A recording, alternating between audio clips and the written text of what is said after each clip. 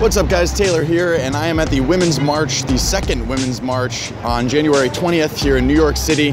I'm gonna go find out what people are thinking, find out what people stand for today. Let's do this.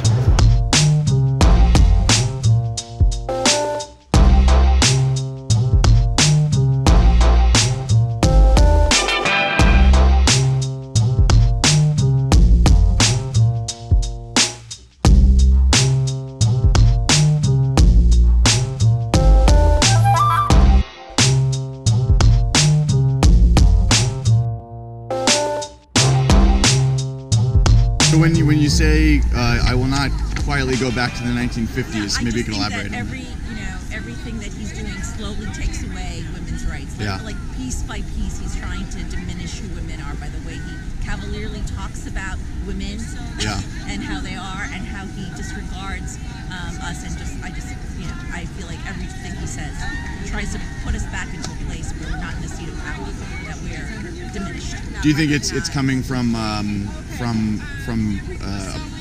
policy standpoint, or do you think it's more his rhetoric that you're talking about? His rhetoric, but I also think that he doesn't really.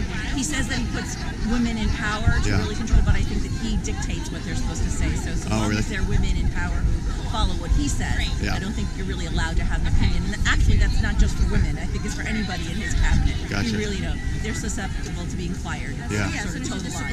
As soon as you disagree. Well, thank you for your opinion. I appreciate it. Try to be respectful. Well done. Still say what we want to say. Staying classy. Staying classy. On the issues. You're staying classy, just like the 50s. I'm just kidding. Have a nice day, okay? Oh yeah. Fight the power. Yeah, fight the power. Yeah, there you go. What's the power, sir? Power is everything. What are you fighting for today? I'm fighting for human rights. Yeah? Really what it boils. No, in all honesty, that's what it goes down to. I mean, it's time this country wakes up. Yeah? And gets its act together and is civil.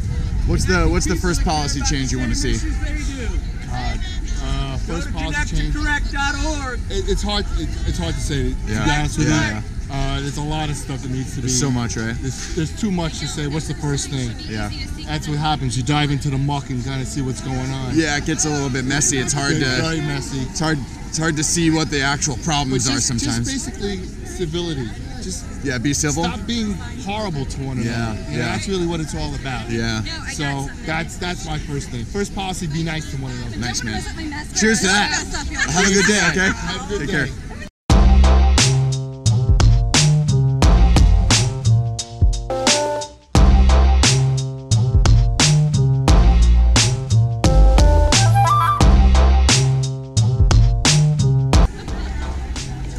Wow. I have a very tall friend that should stand by you while you're holding that sign. I think one of those arrows would then align. Ooh, did I see this? Generation X, cool. Wow. I'm getting my reading done today, boy. Are you talking about like a Red Rover, maybe like doing a little Statue of Liberty play, a little flea flicker? Yes. Yeah, nice. Like your hat, sir. I don't want to misgender you though.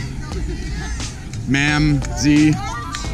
Right. I do not speak Spanish. This is your toxic masculinity will not stop with us. What is it? Your toxic masculinity will not. Oh yeah, toxic masculinity. I farted earlier. That's pretty toxic. Yeah. I'm selling a vacation home to Haiti. In Haiti, if anyone wants to buy it. Would you guys be interested in buying my vacation home in Haiti? Hello. Do you mind if I get a shot of this? Is that okay? Okay. Do you mind if I ask you about that and what the message is behind it?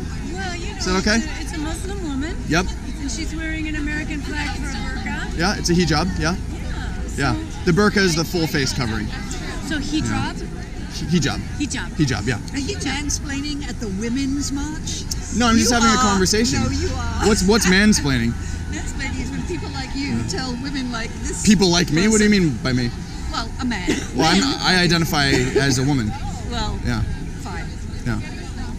So yeah, if you could finish explaining that, that'd be great. Well, I think that's basically self-explanatory, don't you think? Right. So do you know the inherent reason for the hijab, at least in the Middle East, where the birthplace of Islam, the doctrine?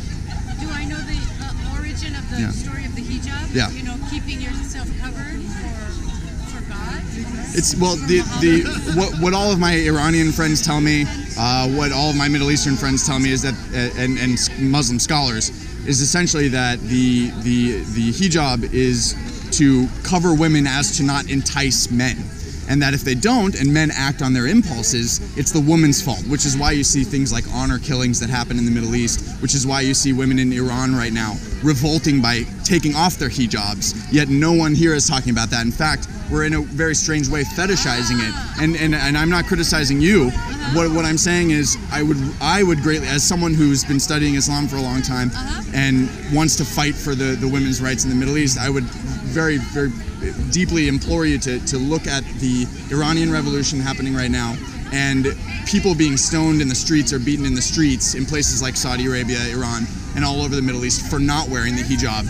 And many of my Iranian friends laugh at us when they see photos like this, and they say that is a symbol of oppression inherently. It doesn't mean there aren't people here making choices to wear it, but those people are irrelevant in the context of women's oppression because they're not being oppressed, because they are choosing to wear it. But you know, the ideology Islam as an ideology, not as a people, is inherently misogynistic and patriarchal. And I would implore you to look that up before, you know. And I get you're a good person. That's obvious. But I think a lot of us aren't informed enough, and I would include myself in that at least a year ago. I know that when Muslim women see this, some Muslim women say, "I appreciate your stand on immigration with this American flag. I want my daughters to see this, that, you know, America honors Muslim women." That I agree with, but what I don't agree with is the actual garb, the actual headdress, which is inherently patriarchal and misogynistic and sexist. You know, the majority of Muslim women in America don't wear the hijab, and that's a recorded statistic. So, you know, I guess what I want people to do. It's none of our place to be telling them whether they should or shouldn't be wearing it. No, I agree with that. But if I mean, something else that's hierarchical and oppresses women are high heels, and I'm not in a place to tell them to stop wearing high heels. Sure. Well, I'm sure you could give them enough credence to recognize that on their own, and that's why I bring light to Iran, because you have millions of women in the streets of Iran recently taking off their hijabs. You know, you have women in Syria ripping off their burqas. There's videos online once they've been freed from ISIS. That is the birthplace of the hijab and the core of the doctrine of Islam, and I think it's important for us to recognize that. But I agree with what you're saying. We shouldn't tell people to not wear it, but we should try and get a better idea of the spectrum. Right. I think a better political statement would be to have a sign that talks about the immigration policies of the Trump administration and acceptance of ideologies rather than, you know. But it's a simplistic way. I mean, that's what we all speak in shorthand in many ways. We can't come out here with a whole novel and a whole script of things. Although some of these signs do, but you know, it's difficult. Well, and the artist is the Shepard Fairey. Yes, I know. Yeah. But the last thing I'll say, no, I apologize. I'm sorry for mansplaining, whatever that is. But no, when a man explains things that we actually okay, know. Well, all right, yeah. Did you know all that stuff that I said? I oh, you did? Yes. Yeah, you knew about the Iranian Revolution? Yes, okay. I actually have a master's in Middle Eastern Studies, and nice. I speak fluent Arabic. Okay, oh wow, so cool, man. Yeah. Assalamu alaikum. Well, yeah, I guess I would say. Yeah, cool. It's all about the salam. So what do you think then, as someone who's studied this for a long time? It's a very nuanced political discussion. It is. And we fight battle by battle, and if we lump them all together, they all fall under the weight. So we pick and choose. Sure. So do you think today is this march for women? This is a march for equality. This is a march against Trump. This is a march for a better America. Okay. So if you want women's equality, are you denouncing the oppression in the Middle East? Absolutely. Awesome, man. Absolutely. Do you wish you would see more of that here? Absolutely. Cool. But one at a time, please. One at a time. Oh, okay. So what's your main concern today for women's rights? Right now, this is a way for us to get back to the message that we tried to bring to the streets this time last year, specifically against what this administration and this president is doing to our country. So what are some of the changing the culture? Yeah. Okay. But like, what are some of the policies that are being implemented that are changing the culture? Policy-wise, he's too inept. So it's more just rhetoric. It's rhetoric in what he is unleashing in terms of making us a coarser, less kind country. Okay, all right.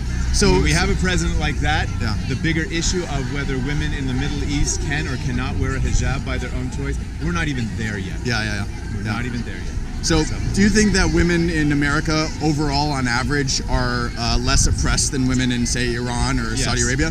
Do you think that if this is a global movement and not just a localized national movement, that more people should be speaking out about places where women are more oppressed than they are here? I don't have a problem with that. Yeah, I think so. I mean, you know, a lot of people were touting that in Saudi Arabia that women were allowed to drive recently. I mean, how ridiculous is that? A. B. A lot of people don't know the caveat to that addition, which was that women are allowed to drive if granted by a man. This is a different part of the world, my man. We have a president who cozies up to that regime, and well, I think for different reasons. I think this march needs to address that. Sure. Yeah. I mean, our whole country and government have been cozying up to Saudi Arabia since the 1950s. I think we need to squeeze that whole area dry as far as relations go. If you don't come on board with equality, we don't want to be friends with you. But it's an oil problem, and that happened under Obama. That happened under George W. Bush. That's under everybody for the last 70 years. So, I appreciate your time. I don't mean to mansplain, but I'm impassioned by the movement, and those signs really bother me in the sense that I have friends from the Middle East that have torn that off and come here and they laugh at signs like that. But I really appreciate your time, and I know tensions are heated because we all want the best for the world, right, dude? I like the Dodgers hat. Have a good day, okay? All right. Hey, I'm selling my vacation home in Haiti. You want to buy it? Didn't think so. Alright guys, well that does it for this video. If you guys like the content, hit that like button down below, subscribe to the channel, donate through paypal.me/Beacom of Light. I would really appreciate any sort of support you guys can give, even if it's just hitting that thumbs up button downstairs. So let's fight the resist